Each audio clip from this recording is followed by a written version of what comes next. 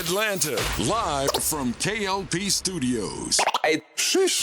Ever wonder what went down behind the scenes of our top stories? Say what? Then tune into What Had Happened Was, the only radio station that takes you straight to the source. From coast to coast, tune in now as we dive deep into the stories, the drama, and the moments that shape the culture with The swanky one, new K.L.P. and with your girl, Evelyn Letitia. live, Swanky 93.3 and the Heat 94.6 radio stations, or wherever you get your podcasts from. Alright. You know what time it is. Y'all know what time it is. Don't act like you don't know. You know what time it is. What had happened was, what had happened was, You are now tuned in to the podcast. what had happened was, I am your girl, Evelyn Letitia. Oh, Lord, there you do. Uh-oh. Lay on that. My boy, Kenny Lucas Madison. Boy, howdy. what had happened Make sure was, you follow us on WHHW Radio 1 on Instagram. what had happened What Had was, Happened Was podcast on Facebook. And you can get us anywhere you listen to your podcast. what had happened was, Oh, Ladies and gentlemen, boys and girls. Boy, howdy. Boy, howdy. Ladies and gentlemen, boys and girls, welcome back to another exciting podcast here today. what had happened That's was, the name of the podcast. And ladies and gentlemen, I'm Yeah. your host, K.L.P. Lucas. Boy, howdy. And then to my right, Evelyn is here. You know who it is, Y'all baby. know who it is. You know, we back in this thing, back in the stew. Yeah. Back into it. Yeah. Ladies and gentlemen, we love y'all. Thank Yeah. y'all for staying tuned for last week's episode. We had a good one. Yeah. And we back with another one. You know, it's getting a little hot. It's summertime now. Hot so and I do say to a lot of people, stay so hot hydrated. here. Yes. Because it's Especially y'all extra thirsty people. yes, it's hot. It's Mm-hmm. very, very hot. But it's hot summer. Hot season. It's the summer season of what happened was. Thank you guys also if you're watching on our Instagram that's been growing in followers. Yeah. Our Facebook page at What Had Happened Was podcast page, and then Instagram that's WHHW Radio 1 and all audio platforms you get your podcast from. And we thank y'all in advance because we do clips. We changing up some stuff. You know, we adding some formulas to get the viewers chips up, and we getting hundreds and hundreds and hundreds of views. Yeah. Thousands of views on your one video that you posted for us. Y'all was like, let me see what his head look Let's see like. what this new hairstyles looking like. So we want to thank you guys. The engagement is amazing, and our followers are growing, and it's just one of those things that we love to do, and to get to it and give you guys a great pod. So yeah, I'm always gonna say this is one of my favorites because the cameras, the lights, the glitz, the glamour, and everything in between. So we love it. Evelyn, you're back. I'm back. You back? What's been going on? what had happened was, Well, what happened was... What happened? Still working behind the scenes with my production team for Aggie Pride. Make sure y'all are going to our website at 1334films.com. You can find out, things about Aggie Pride. We have some individual projects that we're working on. My short will be shot on July 18th, still locking down a location and doing some casting stuff, so stay on the lookout for that.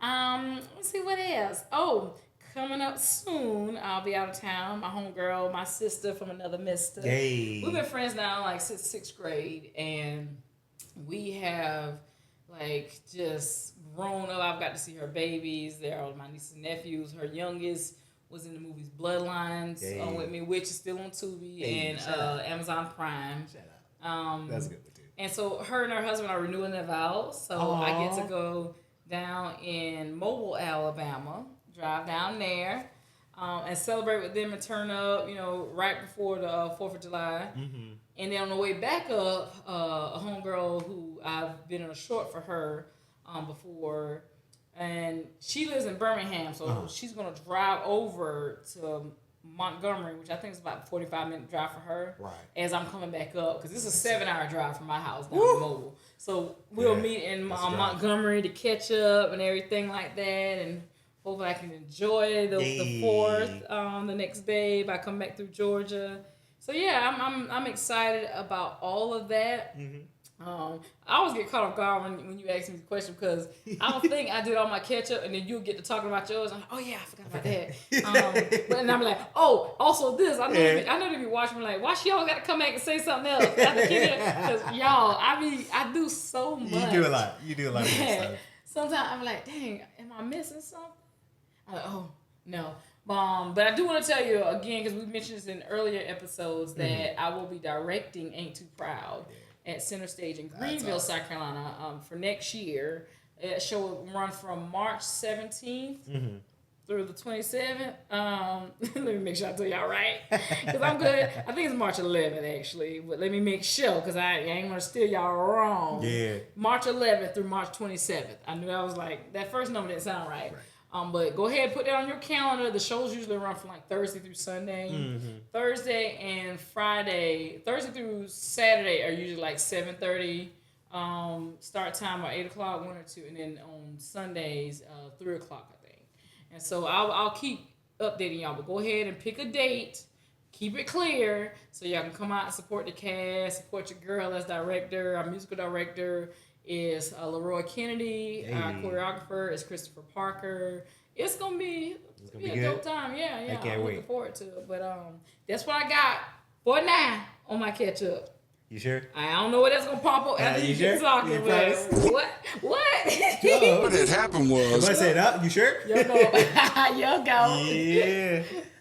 So what I've been going through, ladies and gentlemen, Battle of Atlanta 2026 has passed, and it was a fantastic time.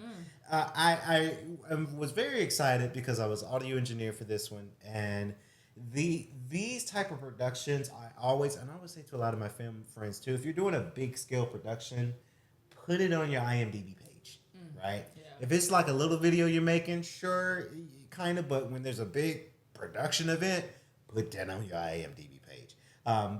So I was able to do that. Battle of Atlanta, we did Friday night fights on Friday, and a lot of people say Friday night, are they gonna be fighting each other? No, it's a world karate tournament, so it's Friday night fights. They're doing these choreographic moves, and like if they land not a blow to your face, but like a blow to a certain spot, you get a point. So that's what Friday night fights is all about. And then Battlezone's really cool because they have like karate schools. They're doing choreographic dance, like they're doing like the hi-yas and the charging the keys and whatnot, but they're doing it in more of a choreographic way. So that was Battlezone. And that was amazing. That whole weekend was a slam dunk. A lot of my film friends have been on this project. We did last year's Battle of Atlanta, and now we're doing it again this year. Not necessarily doing the setup and breakdown. I was on the setup and breakdown team last year. That wore me out. Now I'm a little bit older. Now just 1 year older. Like, hey, I'll show up on Friday and Saturday for production. You don't got 30 acting like he. Y'all can clean this stuff up. So that was pretty good. Everything was pretty good when it came down to that. Podcasting's good. The gym is good. I do have another podcast that I do. It's called the Kennedy Luke's Live Mindset Podcast, where I'm in the gym working out. Maybe we should do that for What Happened Was One Day, baby. Maybe. Y'all get to see me in action. See you in action. See you pumping iron. Yeah. But yeah, that's been good. Family's good, and it's been one of those good moments where we got together and have some fun with family time. And I started to go to church. And you want to know something that I peeped that I did at church? Yeah. What had happened was, shout out to church. Look, if you want to hit a T, they be like, what happened? This part of my catch up, really, what but happened? This happened. I was in church, and I'm sitting up in front. Shout out to Change. I'm looking good, smelling good. I got a suit on, hot, very hot in that suit because it's hot outside. Yeah. But hey, for me, when I go to church, I'm a little old school. Like I'm gonna wear a suit. I'm gonna not a full like tuxedo, but like a nice shirt and a jacket and pants.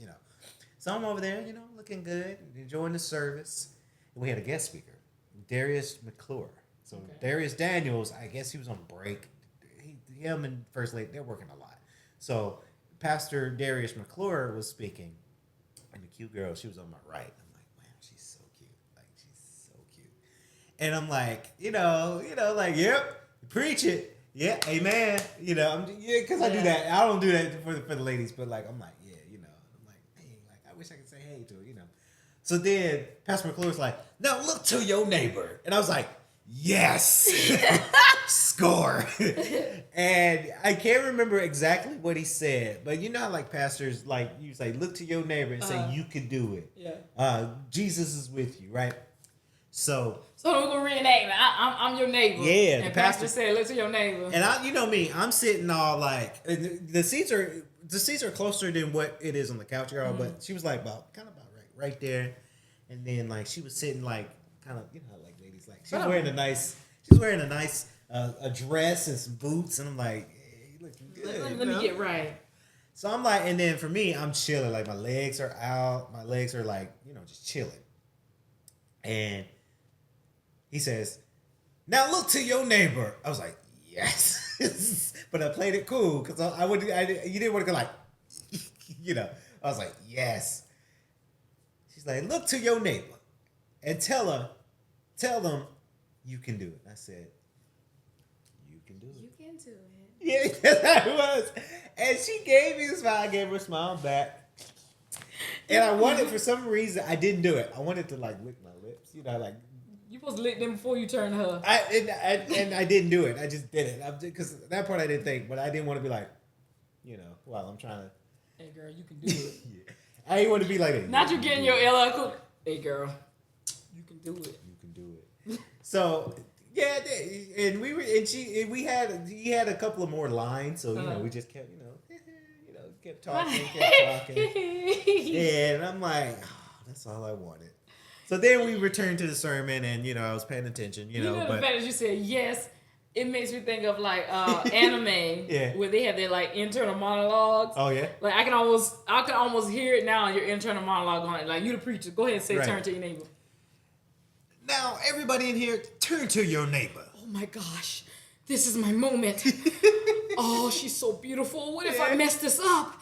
What if she says nothing? Here goes nothing. My heart is beating so fast. You can do it. Oh my gosh, I said it. She did. She was so beautiful, much more beautiful to look at in the eyes. That's how them inner monologues feel. Yeah, that's you're right. It'd be so weird. Like, just talk to her. I be laughing.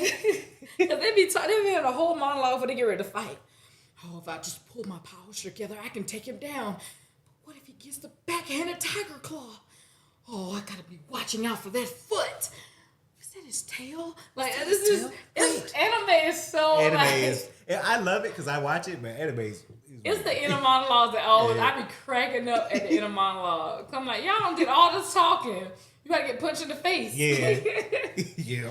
But when you said that, yes, I said. Yeah, I was like, yes. Like in my mind, I was like, oh yes, I'm about to, And I was like, I'm gonna make sure she. Now this is the $1 million question. And I feel like you're going to say no. Did you try to get a number? Nah. Wait, I need a button. Is there a womp womp? Ain't no womp womp. It may not be a program one. That could work too. Dead. Yeah. Like. Nah, I didn't. I didn't. Next time, You look. If I see you next time. The universe be throwing you alley-oops and you just like, oh. You don't take it and try to dunk it enough. You just be like, oh, that's nice because that ball has an arc on it. Like, oh, maybe it'll fall through the net. No, that's the universe throwing you the ball so you can dunk it. Yeah. Maybe one day. You gonna keep saying maybe one day yourself to death, and maybe one day she gonna show up and we say turn your neighbor. She gonna turn to the neighbor she bought the church for her. Cause you keep missing your little opportunities. Like, I'm just, and you ain't had to do it in like the service, but like after service. No, she did get up and like everybody was getting up and rushing out of there, so I didn't really have the time to like, hey, excuse me, neighbor. But you don't want to be weird with it, Yeah, it's just you do what you got to do. Yeah. But maybe the universe keeps throwing you all these little. Yeah. But you know what? The person that's meant for you, it'll happen. If it's meant for y'all to meet again, it'll happen. It'll happen. And what's sad about it? I didn't do it for the girl that's to my left, but she was cute too.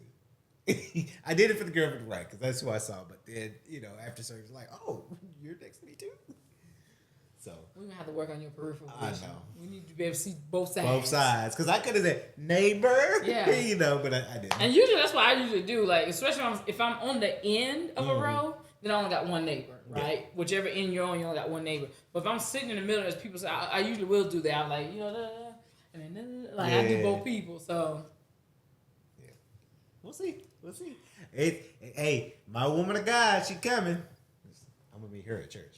Ain't gonna be nowhere else but church. You keep saying she coming, but the Bible says somebody he that finds a good wife, finds a good thing, and it's like the universe keeps sprinkling these little tads and bits here, and you ain't trying to find. You just, I know. I'm weird. You let the bird come down and get the crumb and go. I'm weird. I don't know. I'm in this weird You're not rotation. weird. I just think you're shy, which there's nothing wrong with that. But you keep saying, well, I'm 30 now. If you're going to live in that big boss 30, oh, yeah? You got to big boss up and speak up sometimes. Yeah. Okay. All right. I hear you. T. I hear you. I'm here just to give you some nourishment. I can lead you to the fountain. I can't make you drink it. Yeah, that's true. But yeah, that's what we've been going on. So Battleground. Speaking of fights, though, what had happened was, did you see that mess near the White House? UFC's a good company, right? I just never thought I'd see the day. So if you guys know what I'm talking about, UFC has created this big platform, this big stage for a UFC pay-per-view event on the south end of the White House. Hold on. But let's not put this on UFC. Yeah. Put it on who gave the permission to be there in the first place. We all know who. Y'all's favorite. And what celebrates 250 years of a nation like UFC? Out of all the things you could have did to have America's birthday, you decided to put this huge thing on the line for UFC. Out of all the things. Now, the concerts, a big concert, sure. I just never thought it would be on a private entity that's highly in security, south side end of the White House. Now mind you, I've never seen that. We just, a month ago, if that, we just talked about how at the correspondence dinner, somebody supposedly tried to shoot him, right? Right. And then he got on the interview and television right after, talking about this is why we need, a ballroom and to be protected stuff. But now you got a big UFC event on the front line of the White House with thousands of people. How many people you gonna let in come see that? You don't think that's a security risk? Then let's talk about how much taxpayer money that's costing. Yeah, that's paying. Somebody paying for it, right? When we got children who need food, we got elderly who need food, we got veterans who need veterans care. And we're spending this money. It's amazing how when we need money to help our citizens, we never got it. But all of a sudden, we can pull billions out for a war. We can pull millions out for a ballroom. We can pull millions out for some UFC fight.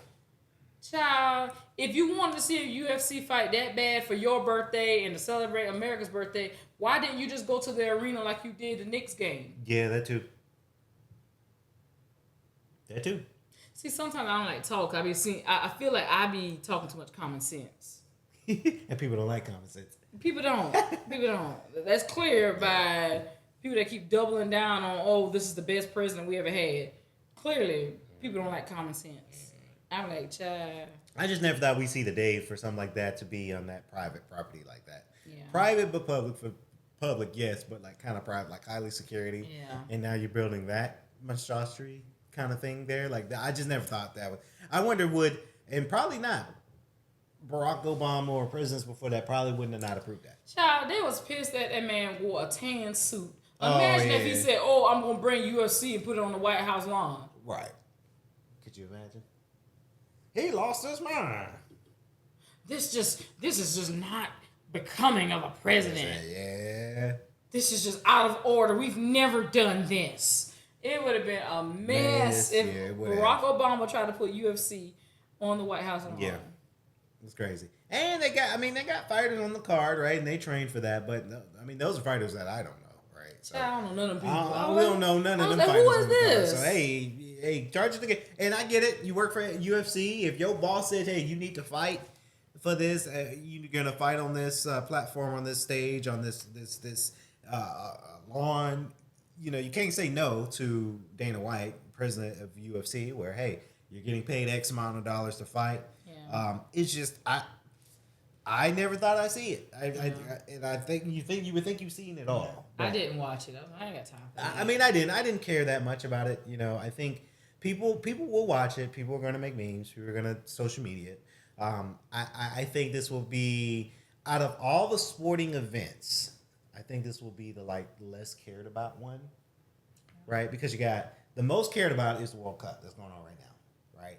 And the second one just ended. You just ended the Knicks and Spurs, which I think that probably been for us in the U.S. maybe more. Than that was more World than Cup. the World Cup. Yeah, I think so. But too. we're talking about around globally. Then right. The World Cup is right. And then UFC on the President South Lawn. You know, you got fighters that we don't know about. So I mean, hey, charge to the game. They making money. Hey, part of me just wants sometimes to flash forward 100 years from now, even if I'm not alive, I just want to flash forward enough to where, in whatever capacity, whether I'm a spirit or whatever, I just want to see what people think when they look back at history at this era. It's a weird era too. And they're like, y'all lost y'all mind. Y'all lost y'all mind. Oh. Y'all lost y'all mind during that time. Yep. Hey, if you watched it, hey, that charge it to the game. You know, hey, this is one of those things, and it could be. It's dangerous for our community. It's dangerous for a little bit for America, because this is what we're doing now. Is crazy. But speaking of what's dangerous, what had happened was dangerous. Summer Walker, I need you to come in front of the congregation because I gotta have a word for you. Summer, what kind of word do you have for Miss Summer? Summer, okay. So Summer Walker's on tour right now. On tour, yes, she is. Right. And I get it. Yes. You know, she's on tour. She got to sell the tickets. I do say, I think Summer Walker's having kind of a rough time with the tour, right? It's not really selling that well that she thought. Rough side of the mountain. Yes. Because if you remember last year, Summer Walker was on tour with Chris Brown as the opening act, right? So I get it when you are... I can't even say Summer Walker's a new artist because she's not really new. She's been out for a while, but I get it. You got to get on a bigger artist, and I get that part. But this is her standalone tour, and it's selling, but it's not selling to the number that she expected. So I get it. It's hard. But she's currently, she's probably out of Chicago now as this recording, but she was in Chicago. Walking in the streets of Chicago. Shout-town. Bonnet on. Robe on. Robe slides. She looked like she had nothing but that robe on. And she wanted to, and the article says she went to that convenience store to get some cigarettes. Summer Walker, I didn't know you smoked. Charge it to the game. If that's something you want to do, hey, I get it. That has to hurt when you smoking and trying to sing. Look, that has to hurt. But if that, to each his own. The dangerous part of that is, because I've been to Chicago twice. I've been to Chicago two. Chicago, they got some safe spots of Chicago. I will say, Chicago, the downtown area, it's primarily a good spot, right? Based off the video I've seen, it looked like she was on the rough parts of Chicago. Rough side of the mountain. Right? So when she's on the rough side of Chicago, I like the songs. She's on the rough side of Chicago.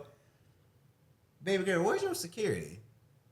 If you are an artist, I'm sure you've got what's called a roadie, right? Yeah. Somebody that is an aid assistant to you that's on the tour with you to do whatever you need on the sidelines, like go to a convenience store and get your cigarettes. Yeah. Right? I get it.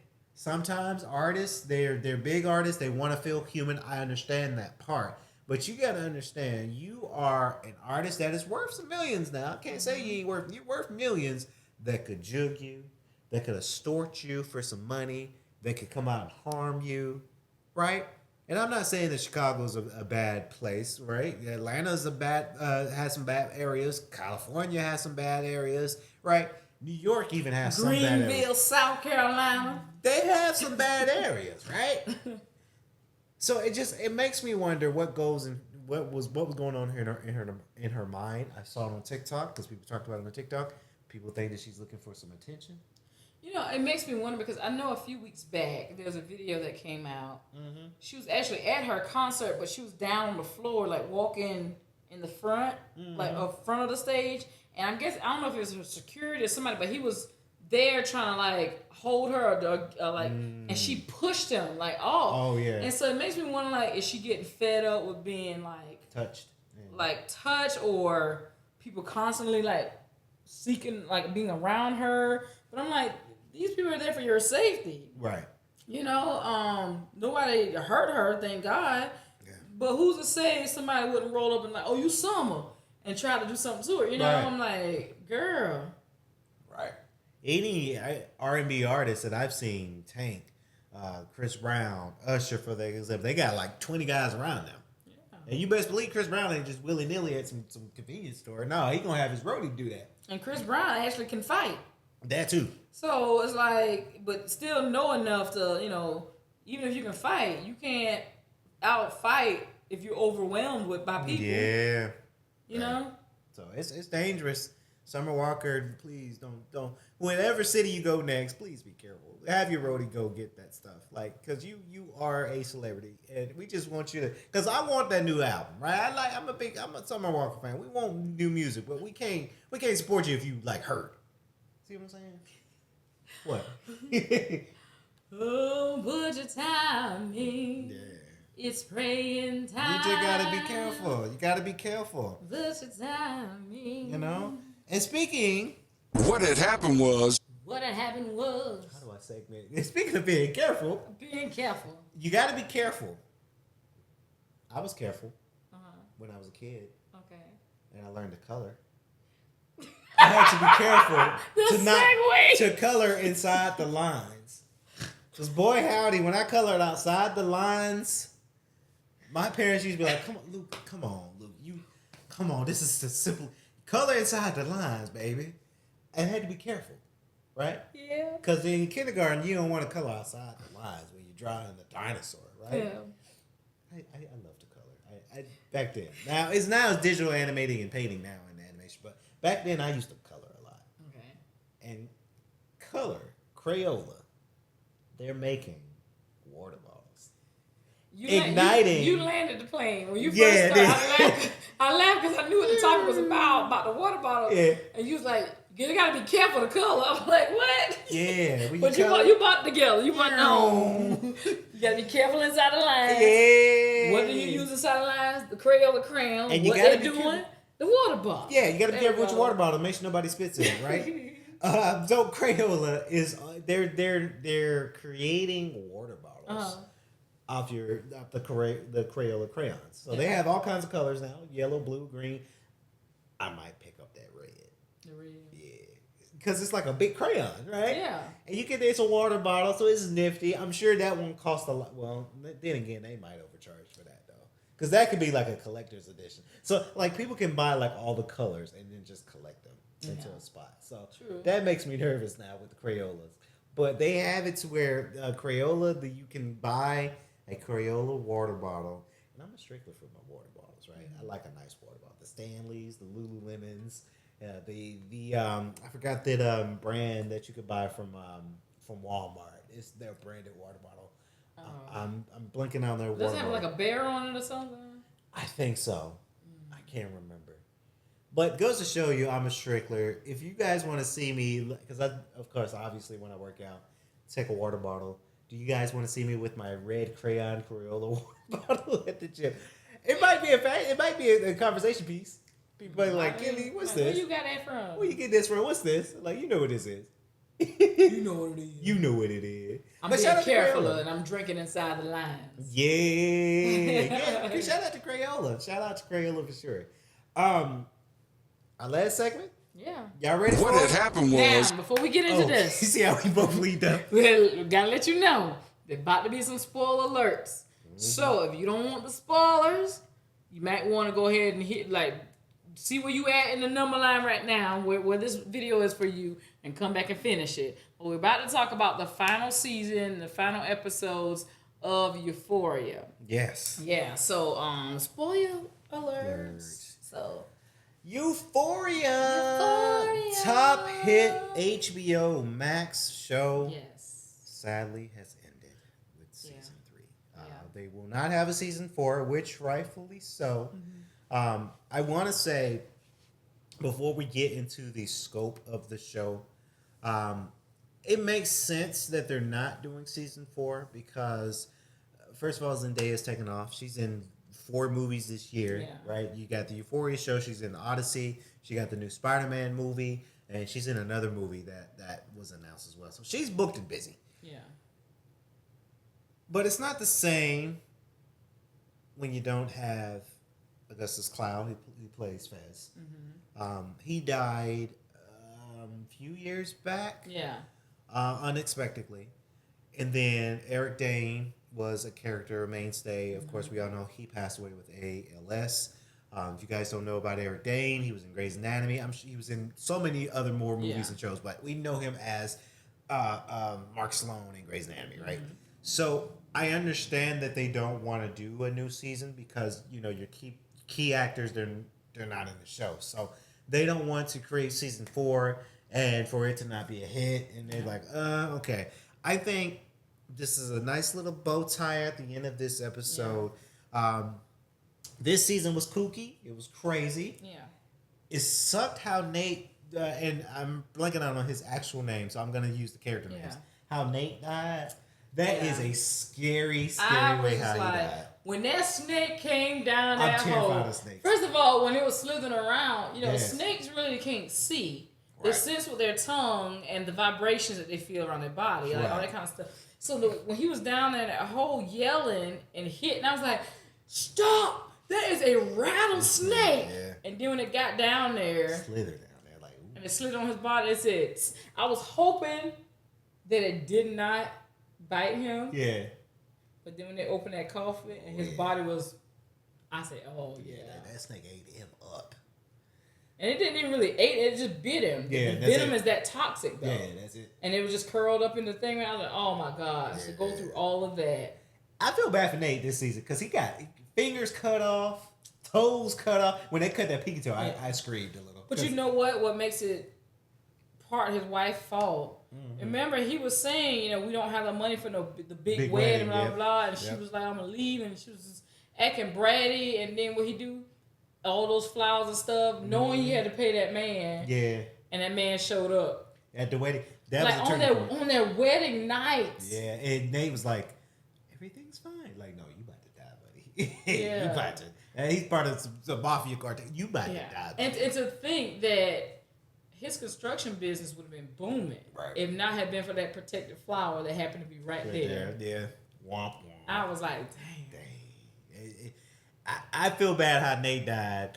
And as we fast forward, of course, Rue, it was very interesting this season because we saw the mama in this season. Not as much. The sister, Storm Reed, phenomenal actress. Yeah. She's nowhere to be found in this season. I get it. I think she went to school or something. They said they make mention of it. Something. Oh yeah, went off to school. I probably wrote it in the script because we call it like a write-off. Like we're gonna write you off, really, but like this is what happened to you. It's the same thing with Fez, the character Fez, and it was clever how they did it. They kind of kept this character sort of mentioned in this season. That he was in jail. He was in jail, and I'm talking to him, but in reality, the actor passed away. So I like how they didn't change the character. They kind of kept his name mentioned in it. And as we were going through, the season, Rue, Alamo Brown. That dude is a cowboy for real. So Alamo Brown in this season, he is a businessman, but he owned a couple of clubs, and then he did drug business on the side, right? But he was a businessman, if you will. And of course, they're going against him and Ruse. I forgot the other. Was it Lorraine? Lorraine. Lorraine, I think she's Lorraine. also a drug dealer and has a big, massive drug business as well. So Rue had to she was working with that in previous seasons. Now she's kind of starting to get away with it, but then she meets Alamo Brown, and she's trying to make money, move the product around. It was very interesting. I think the first episode I saw that Rue and I forgot the white girl. They had to eat the. Oh yeah. And it had to be And it's her friend or whatever, and then her friend go to get love struck. Right. And ends up being the one to alert her boyfriend. Right. And Rue has to run. Yeah. So of course, towards the end of that, the last episode, Rue is running for her life, but Alamo Brown's crew helped her out, and it was very sad how Rue died. Mm-hmm. Right. So if you guys spoil alert, Rue dies in this season, which makes sense because they're ending the season, right? Yeah. And she's set up by Alamo Brown. Right. Set up by Alamo Brown. Of course, they say, "Hey, take this pill." Because at the beginning, she was getting drugged by Lorraine's crew by a horse. And I didn't laugh, but when the guy was riding the horse, he was like, there's a game called Red Dead Redemption. Mm-hmm. And that's, as your character, you get to lasso people in that game. So in my mind, I was like, oh, she's about to get Red Dead Redemption. Yeah. So she got lassoed, drugged. And I haven't experienced it, but you're getting drugged on grass and gravel and dirt, you burn it. Yeah. It hurts. So Alamo Brown says, hey,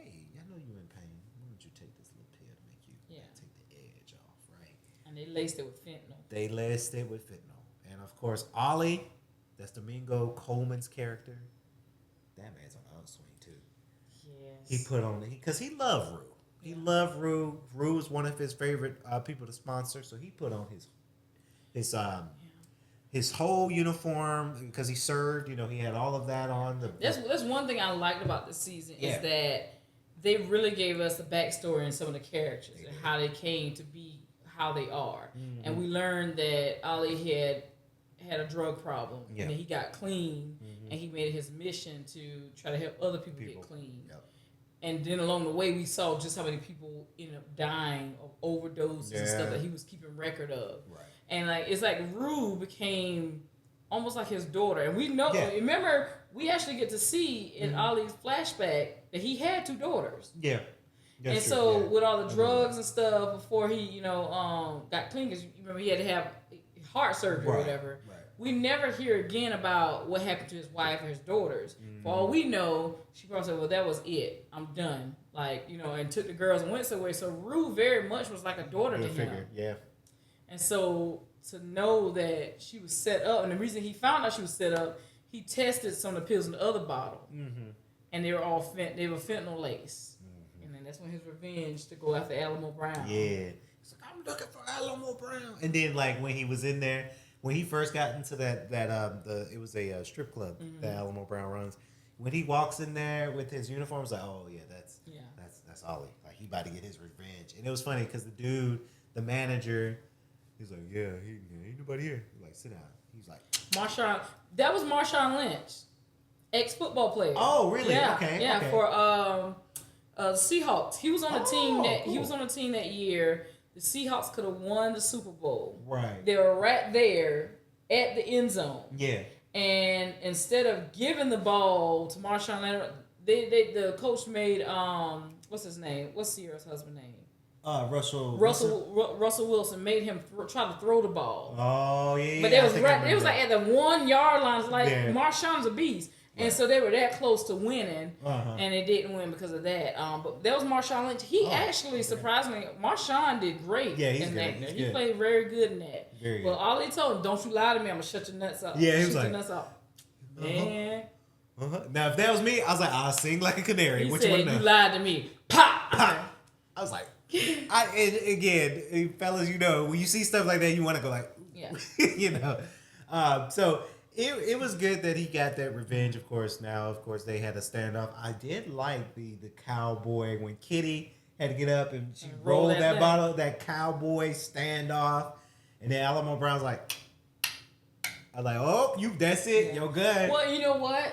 They gave the backstory of Alamo Brown, too, of why he treats women the way he does and don't trust them. Yeah. Remember, his mom set up this, and the man that his mom was so good to him. Right. Just and stole all that man money and everything. He said, from that day on, I never trust another woman again. Right. Which I think was his downfall in the end. Because mind you, he didn't trust any women. Right. Because he always knew a woman could set you up. Which made him blinded to the fact that one of his guys could set him up. Right. And he took his closest man took the bullets out the gun. Yep. And I kept thinking to myself, why did he do that? And I thought back to the conversation he was having with Maddie in the car. He likes Maddie. He likes Maddie. Yeah. But if you watch interactions with him and Alamo coming up to that final moment, I think he was getting tired of some of that stuff Alamo was doing. Right. Especially when it came to Rue. Like when they first started, I don't think he really liked Rue. Right. But at the same time, I think he grew a likeness to Rue. Because he understood that Rue had a problem. Right.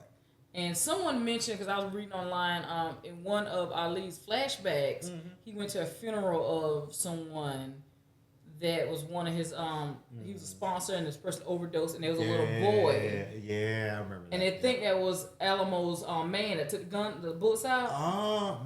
Interesting. That was him, and so he knows what addiction looks like, and that's why he had even though he didn't really like Rue at first, because she was trying to stay away from addiction. Right. I think he was pissed at Alamo for setting her up in that way. Yeah.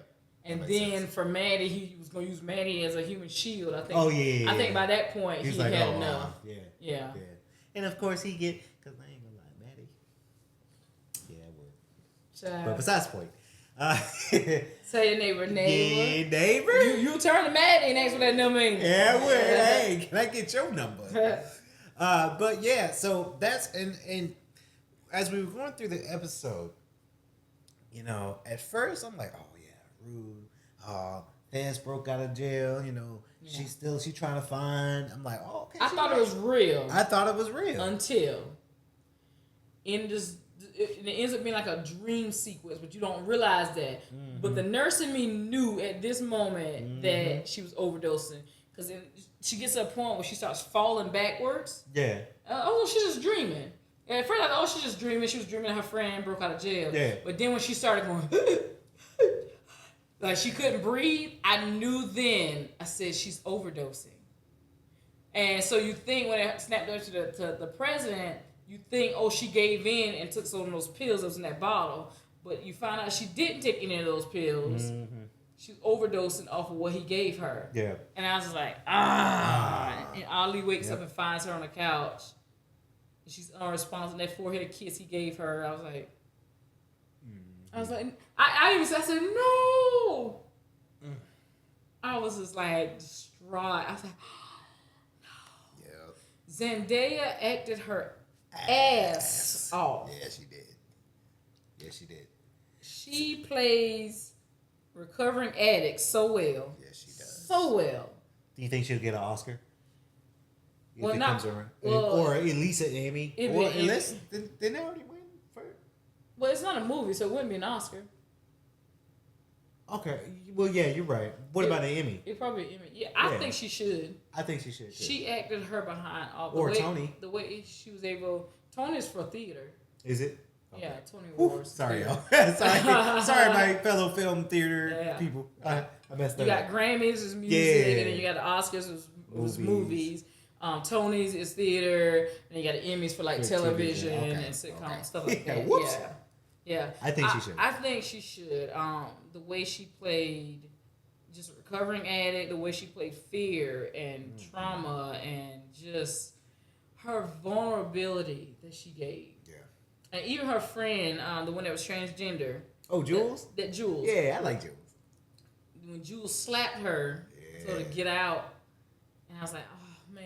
And then I guess she found out that Rue died and she painted that last picture of Rue. I was like,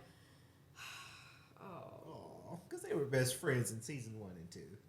Well, you see it really, really more in 1. But yeah. Because I ain't gonna lie, when season 2 ended, I was like, where are they gonna go with this? Because these kids are out of high school now. Right. Which the fact that they were able to keep most of the cast together there in the same location was a little far-fetched for me. Because think about when you graduate high school. How many people you graduated from high school, y'all all stayed in the same area? Well, because it was Central Gwinnett and everybody went to GGC down the street. Well, I mean, yeah, because y'all had a school, but I mean, Right.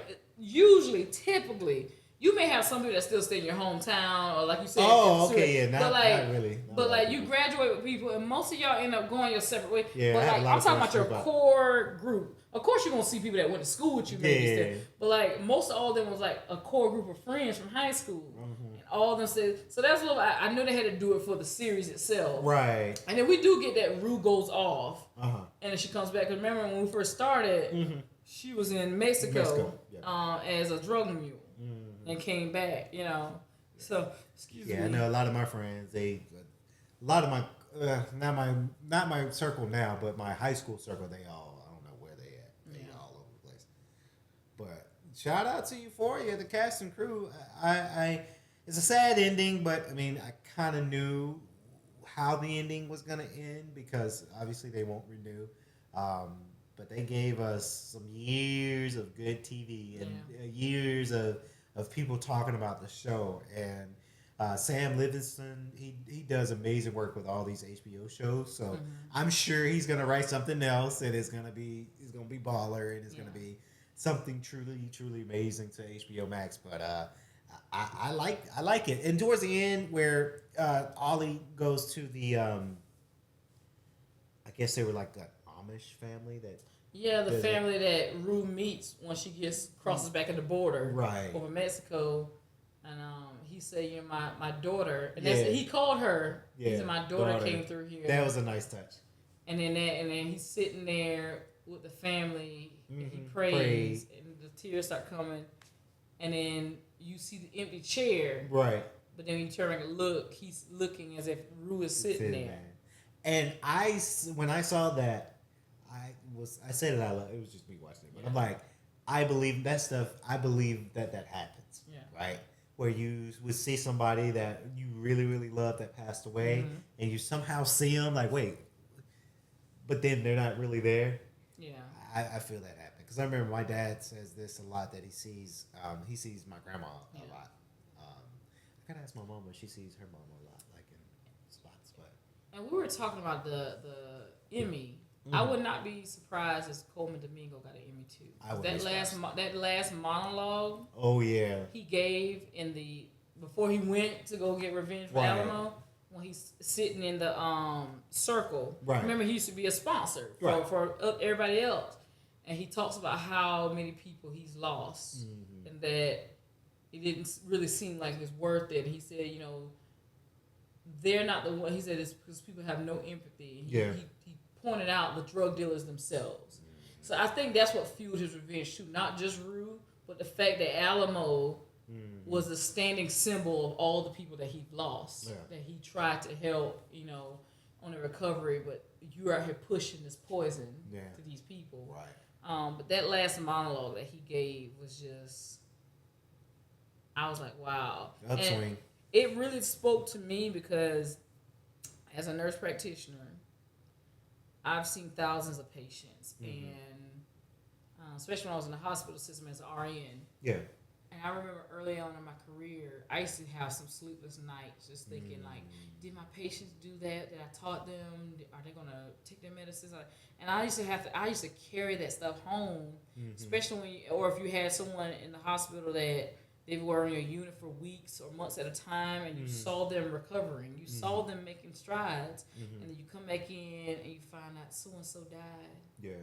Because they overdosed or they did this. And you're like, no, we were making progress. Like, I understood exactly the words that he was saying. Like, how defeated you could feel, how, you want to just take the establishment and just shake it and shoot it up. Like, I went to that strip club. Yeah. Like, that monologue was so deep and heartfelt. I felt every word he was saying. But if y'all haven't seen that, y'all need to go see it. So, and again, these were some spoiler alerts. Hopefully y'all, came back and watched this and didn't let us spoil it for you. But season 3, yeah, they got it. Yeah, they got that. That was a great way to end it. Not Rue, because I saw it before I watched it. Everybody was on social media. Oh, Rue. Well, you know Rue. what? I was like, oh, okay, I haven't seen it yet. But you know what? I was reading some things, and I'm gonna have to go back to season 1 and listen if this is true or not. Mm-hmm. But someone has said that why y'all acting surprised? She was always supposed to die. She was basically retelling us how she died. Right. They said something like in season 1, she said, "This is a story about how I died." Yeah, you're right. And so there's like the entire sequence that we've been watching was just a replay of how she died that led to her death. Right. And it's her retelling the story. So I'm gonna have to go back and watch that because I was like, dang, I missed that. Well, I don't. It's been so long. Yeah, 3 seasons kind of spread out. Yeah, they spread them things out. Yeah, maybe it's studio budget and then COVID, right? Yeah, COVID screwed everything up. So I get it. I would have to go back and listen to season 1, the first few episodes, to see what she says. Yeah. But yeah, someone pointed it out like she was always supposed to die. This was her retelling the story of how she died. Yeah. She even says it in season 1. I said, let me go back and watch that. But good show. Good show. Just like we have a good show here. Oh, and what had happened was, you know what it is. Happened was, and we lead you with what had happened was. Like I always say, make sure y'all are following us on IG at WHH1 Radio 1. I'm sorry, Lord have mercy. What had happened was WHHW Radio 1. And what had happened was podcast on Facebook and wherever. What had happened was. You can find your podcast and listen to it. I am your girl Evelyn Tisha with my boy Kenny Lucas Patterson. Boy, howdy. Make sure you tune in next time on. What had happened was. Well, we gonna give you commentary pulled from wherever. All our feedback. There you go. What had happened was. Deuces. Made it.